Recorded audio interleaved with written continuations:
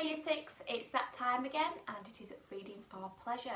So we left off yesterday where Mrs Carstairs and Margaret were just about to get into a lifeboat. So let's see if they managed to get in safely. Okay, I'll just read the first sentence that I finished on yesterday. Now Mrs Carstairs' eyes widened and she allowed Mr Hollins to guide her over to boat number 8. The boat was already partially occupied and women were hesitantly stepping inside. An elderly woman allowed an officer and a strapping sailor to help her aboard with her maid. Then, just as suddenly, she got back out and went to stand next to an elderly gentleman still on the decks, saying something to the effect of, "Where you go, I go." Her husband and the men nearby tried to persuade her to get back in the boat, but she could not be convinced to leave him behind. So the men turned their attention to her husband, suggesting that he get in the lifeboat as well. He refused them with quite good humour, and the next thing I saw was the elderly couple going off to sit down in deck chairs. They were holding hands tightly and seemed unaware of anything in the world beyond each other. We were sinking. We were actually sinking. My legs felt weak and I had to swallow hard to keep my expression as calm and brave as everyone else seemed to be. The officers were still trying to fill boat number 8, and Mr Hollins implored Mrs Carstairs to do as they were advising and to climb in. I don't know, she wavered. It seems so very dark out there. Perhaps I should. Was there really time to squander quibbling right now? After all, the word had come from the managing director himself, hadn't it? "Just get in the boat, Mrs Carstairs," I snapped. She stared at me looking confused. "Mrs Carstairs," I said again. "Get in the..." Before I could finish, she nodded shortly and moved towards the boat with something of an offended flounce. "Here you go, ma'am," one of the officers kept saying patiently as they tried to coax people into the lifeboat. "Step aboard, ma'am. Women and children only, sir." Husbands and teenage sons were escorting their wives and sisters forward and then calmly promising to join them later on. Some of the women meekly obeyed, others refused to leave at all. I saw a couple of women literally being dragged into lifeboats, sobbing while their husbands stayed behind, smiling wanly. And yet there was still no real sense of panic. I could not tell whether this was because so many did not want to believe that there was any genuine danger or if everyone was just really courageous. I, for one, was growing increasingly frightened. Halfway into the lifeboat, Mrs Carstairs stopped short. "Wait! I'll not go another step without her," she cried out. Mr Hollins and the nearest officer looked at me expectantly. Without a word, I held out Florence's lead and Mrs Carstairs scooped her up and clutched her against the lifebelt. "Wait until the other first-class ladies board, dear," she said to me over her shoulder, "then come along and we will meet up later." I had been on the verge of stepping in after her and this caught me off guard. Should I let the others go first? Considering my situation, maybe it would be better to wait my turn. Maybe it was only right. Besides, I had not seen Robert up here yet. I certainly did not want to leave until I was sure that he was safe too. "Come on," the officer said to me, his temper starting to fray. "There's no time to waste." I shook my head and stepped away, doing my best to melt into the crowd. I think Mr Hollins tried to follow me, but it was easy to elude him with the confusion of people milling about and the deafening explosions of the distress rockets still being fired into the air. There were plenty of other boats. I would wait my turn. Later. Writing about all of this is very difficult. There really are no words to describe what those hours were like. I cannot bear to talk or eat or most of all think. And yet, what could I do but think? At the time I remember feeling dazed but also curiously alert. The boats being loaded and what had previously been casual partings were promises to meet up soon were now wrenching, tearful farewells. Most of the people on the deck seemed to be first-class passengers and I wondered where everyone else was. Probably there were more lifeboats back on the poop deck or some other convenient place. There seemed to be a limited number up here and so many people still needed to be taken to safety. I knew almost nothing about ship procedures, but was sure that they would have planned for a situation like this as a matter of course. That did make me wonder why it was necessary for women and children to go first. If there was room for everyone, the officer should just load the boats up without any form of selection. There must be something going on that we have not yet been told. A number of passengers and crew members were watching the lights of what seemed to be a nearby steamer. A ship must be coming to rescue us. The distress rockets worked. That was why the officers were allowing the lifeboats to be lowered away with empty seats. They knew that we would all soon be saved. But as the moments passed, the lights did not seem to be moving. If anything, they appeared farther away. Now, some people were saying that the lights were only stars, or maybe the Northern Lights, but that there was no ship out there at all, because if there was a ship nearby, how could it not respond to the distress rockets? The band had come out onto the deck and was playing a series of light-spirited tunes. By now I was so afraid that my mind was jumbled and I could not concentrate enough to listen. The feeling of collective fear on the deck was starting to spread, and I felt as though I had to escape from it.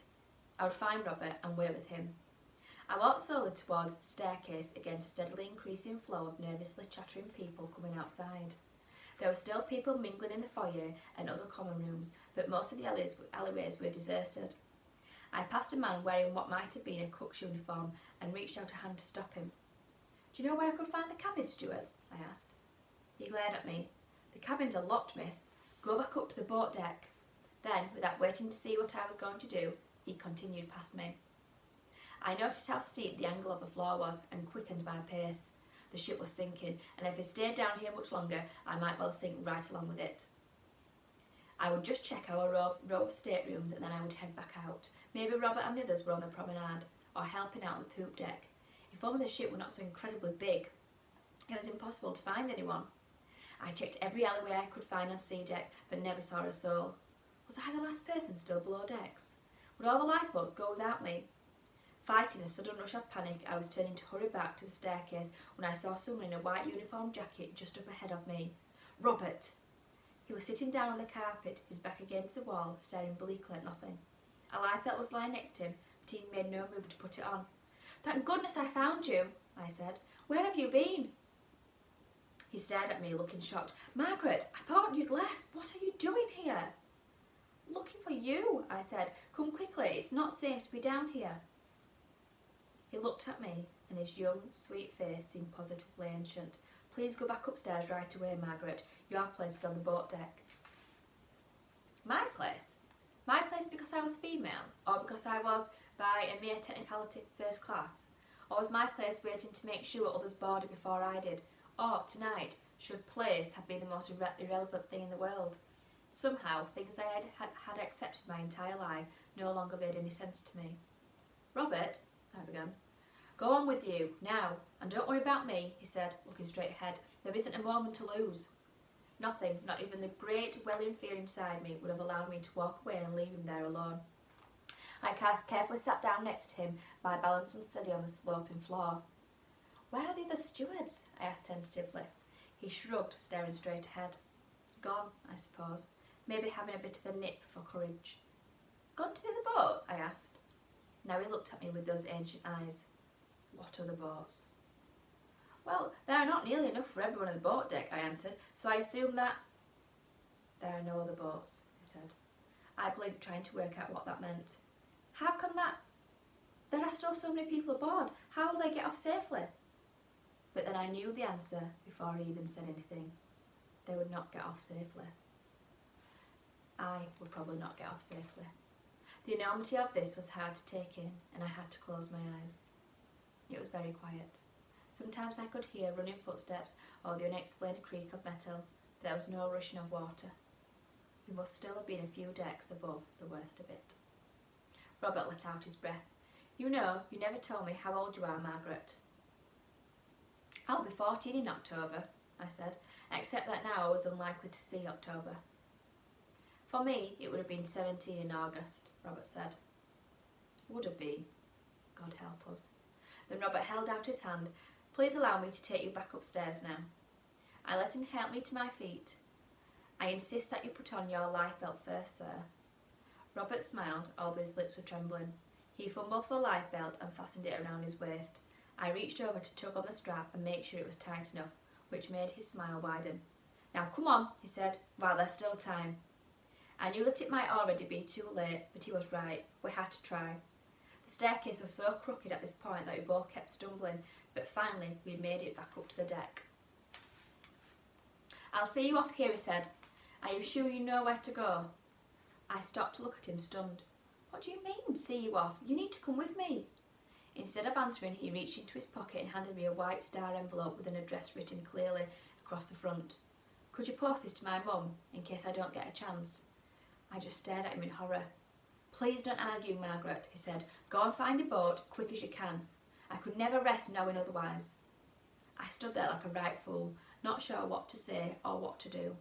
Please, Margaret, he said, I do not want to be worrying about you. I remembered another dark night when my brother had said, please, Margaret, in that same desperate way. What about you? I asked, hearing my voice shake. I have to go and find my mates so we can all give it a go together, he said. On a night like this, the crew stays together. The deck had tilted so badly now that it was hard to keep our balance, and I hung onto his arm. Please, Margaret, Robert said again, his eyes staring intently into mine. I do not want to beg you. Although it sickened me somewhere deep inside, I nodded and saw his face relax. Good, he said. Now my mind will be easy. He put his hand out and touched my face for a moment. Would you mind doing me one small favour? Anything, I said quickly, hoping he would ask me to stay here with him. He grinned at me. I should like to remember I kissed a pretty girl tonight. I nodded shyly and he gave me a small peck on the lips.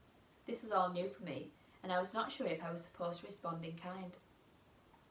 Have you ever kissed a lad before? He said gently. I shook my head.